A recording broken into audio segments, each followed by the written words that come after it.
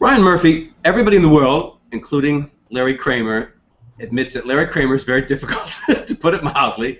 And we can probably guess that that was one of the reasons it took so long for this thing to get from the stage to the screen. So how did you have the magic touch to tame this wild horse?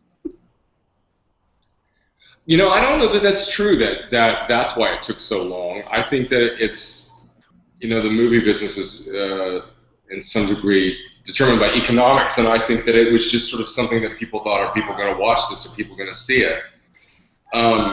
I'm somebody who was obsessed with it, you know, with the play and the text, and I would ask about it all the time. And one day I just woke up in 2009 and I asked my producing partner, Dante, why hasn't this movie been made? Why hasn't it been made? And Dante knew Larry, and the next thing I know, I was on a plane and I flew and I met with him. And I always found him to be very determined. I don't think I ever found him to be difficult. And the great thing about Larry is he was always about the work. But, you know, make no mistake, there were a couple testy emails at the beginning, you know. But I ultimately came to grow quite fond of him and admire him so much because he was the kind of guy, you know, we worked on the script for 3 years and it was the work that sustained him.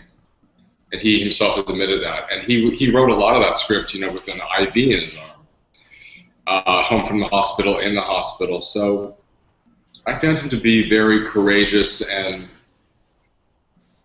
I didn't really find him to be difficult, not for me. And I think if I did in the beginning, it was probably my own fault. And you know, he's a real teddy bear. Like, you know, now I think he's so thrilled that the movie got made, and the reason I got the rights was I made him a promise that I will get this movie made so that you can see it, and so young people can see it. So he's just so sweet and generous about that now, and hard at work on the sequel, and he's really obsessed with that right now, which is a great thing for all of us, I think. Yeah, I want to pick up on this point about young people because we have with us here Daniel Montgomery, our senior editor, young guy. I lived the normal heart, Ryan. I moved to New York in 1979. Mm-hmm. I was part of the party scene in those early 80s, fell in love. The two of us joined the GMHC buddy system. I wrote for the New York Native. And then we saw AIDS come to our house. My lover died in a ghastly death. And watching your movie moved me so much because it really was an honest but riveting portrayal of that horrible thing that I lived. But Daniel, I want to ask you a question because you're a young guy in New York. I took you to see The Normal Heart on Broadway. Now you've seen this movie. Tell us what you think of Ryan Murphy's movie. I think I like the movie even better than I like the play. There's something about, you get so much of the feel of actual New York City on screen in a way you can't really in the same way on stage. Mm-hmm.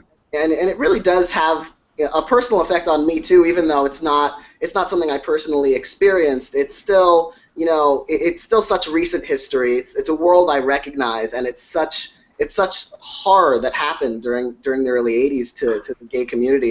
It's very much a there but for the grace of God go I sort of situation when I watch something like that, because I don't know that I would have survived if I had come of age in the early 80s instead of in the late 90s. Yeah, well, I'm thrilled for you to say that. And I get really excited when young people talk about the movie, because one of the things that I heard time and time again, on social media, particularly the first week that the movie was airing, was I had no idea that happened. I had no idea that discrimination happened. What would I have done? This movie has incited me to do activism of my own. I hear that time and time and time again, and I'm like you. I mean, I feel like there but for the grace of God. And I have an amazing life now. I'm married, I have a kid. And I don't think that I would have the civil rights that I have today without the people that fought that battle back at the beginning, particularly of the AIDS crisis, and particularly Larry Kramer. And I myself, I'm a little older than you, a lot older than you, I think, but I lost, 10 friends. So I also went through that period and was very moved by it and afraid of it, and every time I got a cold, every time I cut my finger, I thought, well, that's it, I'm done. So I really related to the fear of it and the pain of it, and how, like you said, that was one of the things I really wanted to do when I directed it was like a horror movie. I was there in New York and DC and LA, and it felt like you were in the middle of some horrible killer movie, you know, rather than there was somebody like hiding in the shadows that could get you at any time. It felt like that to me. And, you know, I put a lot of I felt for me when I was directing it that it was a very cathartic experience for me. I was unexpectedly moved so much. I mean, I spent a lot of time crying during that movie, and it wasn't until it was over that I realized that I had pent up so much fear and anxiety from my youth. And I'm always amazed, you know, sometimes things reveal themselves to you why you made them, and I think for me that was one of the reasons why. Like I got to re-experience things in my life that had really haunted me. And it's not that I had resolve with it, because when your loved ones die, there's really no resolve, but I don't know, I found the whole thing to be quite fascinating and very moving, and I can honestly say in my life the thing that I've done that changed me more than anything. It's also kind of important, Ryan, because you talk to these young people today and they'll say, well, I'm not afraid of AIDS, so what if you get it, you take a pill. But what the normal heart does is reminds them that this part of the disease, while most of it is tamed, is still there, and millions still get this bug every year, and many, many die. Yes, I mean, it's still an ongoing crisis, which is why, you know, the statistic crawls at the end of the movie are so horrifying to me and to other people.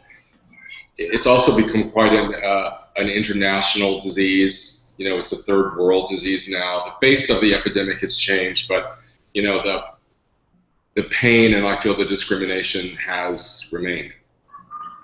Let's talk about the actual adaptation, because I love the little touches that were added, like Jim Parsons' sermon or whatever, or however you call it there at the those things are just wonderful. Tell us about that adaptation process.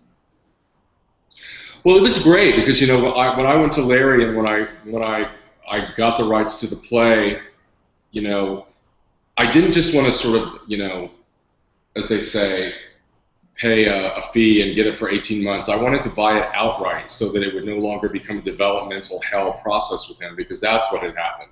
And he had felt that he had his heart broken so many times. So he asked for an enormous amount of money, and I gulped, and I literally went into my IRA retirement fund and I got that money and I bought it outright. And I was like, holy shit, I don't know what I'm doing, but I'm gonna. There was something about it. I was just so compelled by it. I was so afraid of it, I think. And then Larry had written what he called his kitchen sink version, which I think when I read it was like 200 pages. It was an unfilmable film. And what we did is, for 3 years, it was, you know, it was a fascinating process because I used to be a journalist, and I got to go back to that, where I would say, you know, let's really delve into your emotional life and let's get scenes out of that, because he and I agreed early on that we really wanted the crux of the movie to be the love story between Ned and Felix. And we also were very interested in, obviously, the homophobic, discriminatory aspects of the work as well. But it was a great process, and a lot of scenes came out of emails where I'd say, were you ever afraid? And he would write back, no, I was never afraid. I never had the luxury of being afraid. I was literally too busy cleaning up shit night and day. And I would write back, what do you mean? He would say, you know, I was a caregiver to not only the real life Felix, but to my friends. And I said, well, let's write about that. And out of that came one of my favorite moments in the movie, which is called the Caregiver Montage, where you literally see Mark Ruffalo in the shower with Felix, Matt Bomer, you know, washing him and then doing the laundry. And so the script really evolved in that way, with a lot of input from, you know, my wonderful producers, Dee Dee and Jason and Dante. But it was a great luxury because Larry and I worked on it for 3 years, and I didn't even go out to the cast until he and I both thought, okay, this is pretty close. And by the time we were shooting, I think we had like a 105-page lean, mean machine, because that's what we had wanted. We wanted to sort of make, for him, the perfect version. And I always followed his lead. Do you think this is ready? Do you think this is ready? And he was great about it. And he Larry likes to be challenged. He said the best thing in the world for me when you're working with me is asking me questions, come with ideas. And we took some journeys throughout the writing of it that we abandoned, but a lot of things he came up with I loved, like you said, the Jim Parsons eulogy.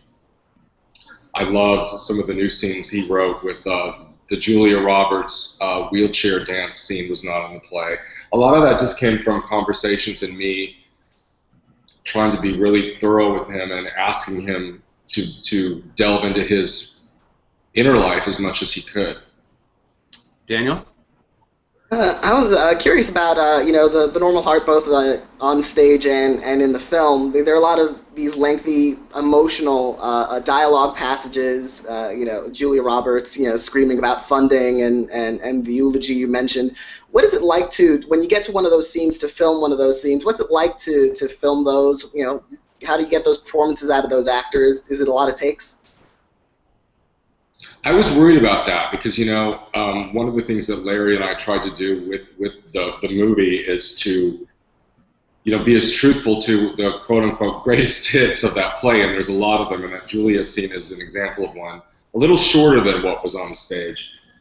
But I thought, some of these scenes are, these monologues are 2 pages, 3 pages, and that's a lot for an actor. Usually that's a whole day of work. But in 100% every time, what I was amazed with, by the time on the first rehearsal, all those actors were letter perfect, to the point where usually they would get a round of applause from the crew for the first rehearsal because I think they were just they thought of it as a sacred text, and they were so wanting to do right by Larry Kramer that they had done their homework, every single one of them, time and time again. And I've never had that. On a set directing, it's a lot of words, and actors sometimes do the famous da-da-da-da-da line, and then the script supervisor just, feeds them something and they go back, which is part of the process. But that almost never happened on this movie. It was a beautiful thing to watch, how respectful and in awe the actors were of Larry's words and wanting, to do right by him. But Julia, that scene in particular had, she talked to me, she had worked with it with her sister over and over and over again, and she wanted to make sure every comma was what he meant, and it was kind of a beautiful thing. Now you're nominated against Larry in this category. Are you going to defer to him and then just take your producing Emmy for Normal Heart? Yeah, I don't think that is a weird situation, I will admit, but and I'm nominated with Brad Falchuk, the co-creator of American Horror Story, but I think it's safe to say on behalf of Brad and myself that we're both, really rooting for Larry. We really want Larry to do well and, be honored not just for his script, but in many ways for his life's work, which has been about civil rights, and he's an extraordinary person. You've had a tough time at the Emmys. You've only won one, and that was for directing the pilot of Glee. Of course, you've won a lot of them. Daniel, take us through his Emmy nominations.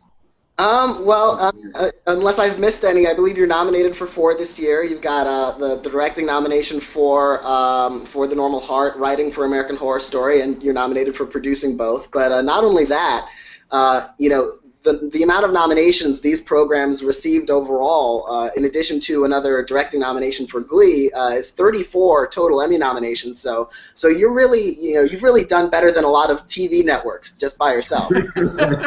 Somebody said that to me.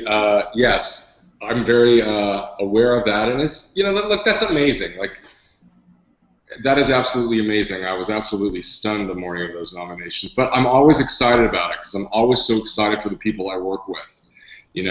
Many of whom I've worked with for over 10 years, to see them being honored. I always go into this, if I am nominated, me personally, expecting to lose, because I think I don't know, the work that I do sometimes is polarizing. So for me, the fact that it's even acknowledged by my peers is enough. But the one year I did win, I was so ill-prepared, and I remember my speech was absolutely horrible, and I was nervous and rambling. I thought for sure, Jason for Modern Family would win that year. That was the first year of Glee and the first year of Modern Family. But it's always fun. It's a fun night, and I'm always such a big fanboy there. I'm always amazed to who I run into and who I get to talk to, and it's fun. And I don't take any of it for granted. I feel very grateful for it and very humbled by it, and I know that those things don't come along too often. So I try and celebrate them with the other people who have been lucky enough to be nominated as well. But now you have a disadvantage, Ryan, because you're working in the horror genre, and we know Hollywood Awards have never taken those seriously. The Exorcist lost Best Picture at the Oscars. How insane is that? They just don't see, horror as a serious, dramatic genre. But you, of course, excel at it and keep redefining this franchise, American Horror Story, every year so brilliantly. But you just have to face the fact that you could do your greatest work ever. Asylum was a masterpiece, a flawless masterpiece, and it by far is the best of the lot. You're never going to get your full credit and due from the awards community from it because they're just blind to it. So never let that discourage you. I won't. Thank you. Daniel, do you have a final question? Well, yeah, I sort of wanted to. You mentioned how you were, your work is sort of divisive, and I remember at the Critics' Choice Awards, you were honored for your work, and then you sort of ran through, sort of all your detractors and all your haters and what they had to say about it. Is that something that you're constantly trying to filter out? Is all negative feedback and just trying to keep everything as positive as possible?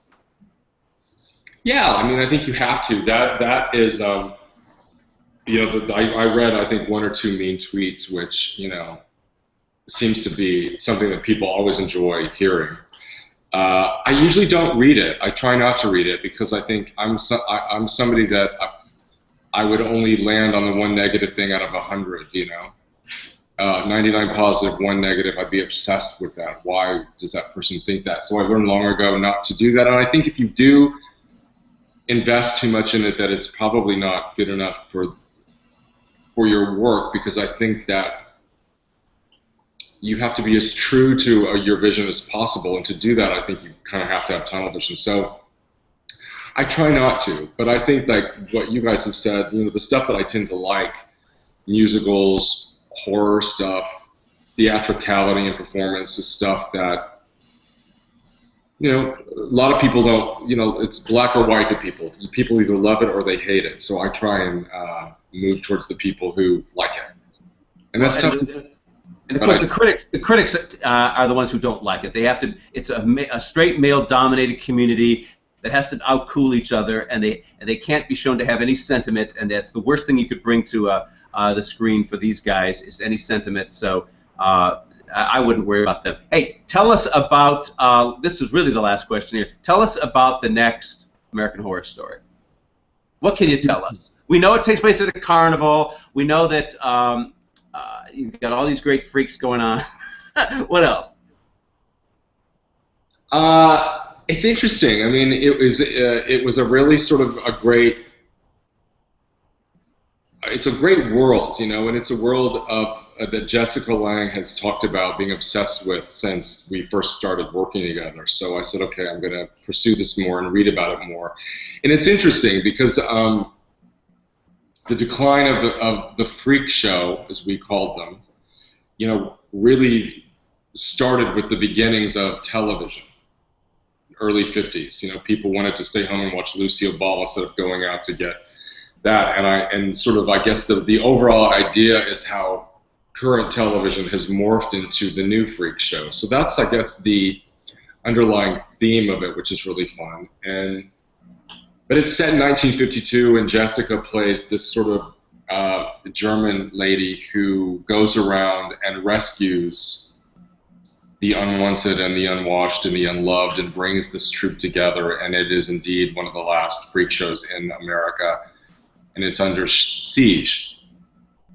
Her perception is that the true freaks are the suburban women making martinis for their husbands and selling Tupperware. So it sort of has a lot of social context to it, I think, in a way that Asylum did, which I always loved. You know, it had that sort of, it had some gravitas. It was really about something, and I think that this has that as well, I hope, because it asked the question, okay, in our society, who really are the freaks, and who are the normals? You know, that's sort of the underlying idea, and it has just great, you know, sets and great makeup and hair, and the production values are off the hook, and it's got a really great iconic villain this year that I'm quite fond of, named Twisty.